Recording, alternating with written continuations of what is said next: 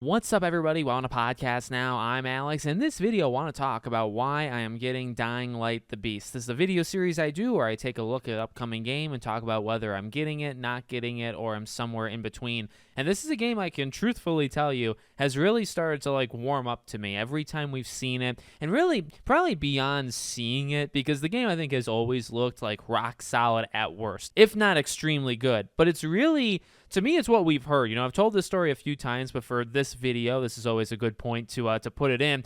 Dying Light is a franchise. First game, really loved it. Okay, I think it caught a lot of people, including myself, by surprise. Obviously, became massive hit, not just with how good it is, but many millions upon millions are playing it and still playing it. To this day. Dying Light 2 comes out, and this kind of mentality of bigger and better, right? And that oftentimes, I'd say maybe more than 50% of the time, doesn't work. For me, I think Dying Light 2 is a good game, but it just never grabbed me. That's the part that I've said before. Dying Light 2 it's a big game. It's a game that I sunk in 25 hours back when it first came out, and I played the heck out of it for a couple weeks straight, and it never latched on. But the mechanics, the parkouring and the way that the weapons work, day and night. I mean, that's always been a thing, I think, with Dying Light as well, right? Day and night, and kind of making calculated choices, and things are going to happen, at night that maybe wouldn't happen during the day.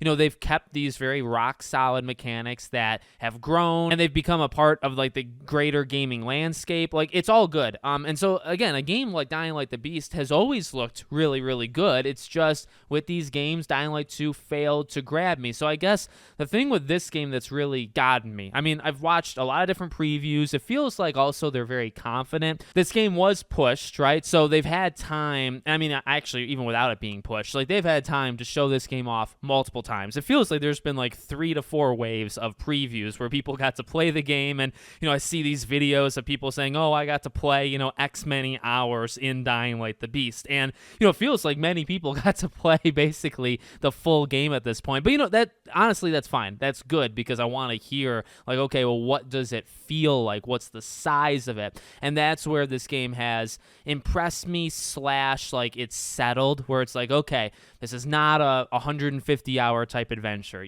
Basically what people have said is this is more in line with a Dying Light 1 size. They're going back to quality versus quantity, which is something that if you watch enough of my videos, you're probably going to hear me say that at least once or twice. That's the kind of stuff that I'm into. I like big open worlds. I can play games that are 50, 60, 70 hours, but I prefer that those hours are varied and they feel impactful. And oftentimes a game that's 60 hours, 40 or 50 of them might not be very good, and maybe 10 or 20 are good. It's all right, well, just make your game 10 or 20 hours, then it'll be totally cool. So, Dying Light the Beast feels like a game, and from even smaller things I've seen, I saw one article that talked about that they had people, well, playtesting is important, okay, for pretty much any game, but I think they had said that they had people literally grade every single quest in the entire game, and then they looked at those grades and looked at the quests. So, and you know what? You can do that when you have a limited number of quests. Now, I'm not saying there's 5 or 10 the whole game, but you have 500 quests. It's quite hard to do playtests on those, and it's quite, honestly, even beyond that, it's hard to gauge. It's hard to get a thing where people can come to you and say, yeah, quest 6 was maybe a 9 out of 10, but quest 22 was a 4 out of 10. It's hard to do that if there's 500 of them, right? If there's 40 of them, then you could actually legitimately go through them and really analyze, okay, why is this quest really good, and why is this quest maybe subpar? And that's, that one article, I saw one time, one place talked about it, and that really made a change in my heart with this game. Is it's that kind of put it all together. Where it's this game has always had, again, those, I'm not even talking about it. I don't even think we really need to talk about it for a video like this. I know how Dying Light plays. I've always been happy with it. It's kind of got that addiction element to it, where you're trying to get maybe different types of weapons and better weapons. But then it's got, it leans on narrative, it leans on quests, it leans on abilities, it leans on these cool mechanics of day and night. Obviously, the parkour is super awesome. A lot of Dying Light is as it's expected. You kind of just know, and so it's all right, well, what are those additional things that would make me want to get? Well, I mean, that's a lot of it. If you're not into that kind of stuff, you're not going to, like the game or get into the game.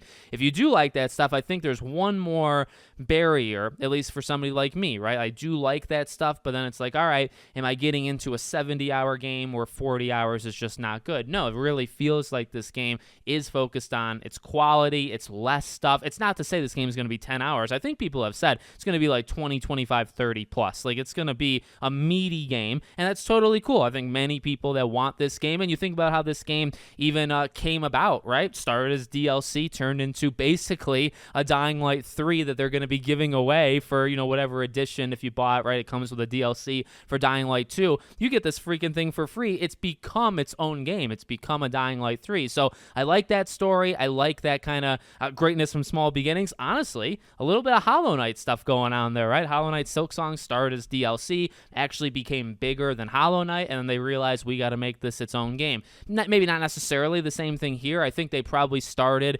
5-10 hours, and then it started to get 15, 20, 25. And they said, you know what? This isn't really DLC anymore. This is really its own full-fledged game that's maybe not as big as the others, but it's very close, depending on which one you're talking about. But it's far bigger than a DLC probably should be, right? So I like that story. And I think that sets expectations. I think you kind of know, all right, we know how these games play. Now it's just, are these things like impactful? Are all of these quests going to be good? And the more I see, the more I hear, the more happy I am with it. So this is honestly, I can say, and you could probably track me back, you know, through all these videos. This has gone from, well, I'll wait and see, or maybe I'll get it like a year later, or actually it probably started with not getting it at all. I think that's probably where I was at some point. I'm not really interested. It is what it is. And then it became, all right, I'll get it, but maybe I'll get it eventually. Now it's become, you know, it's in a not amazing spot. Like, I actually will take Silent Hill F over this. Silent Hill, I think, comes out like 4 days after, so it's not great timing,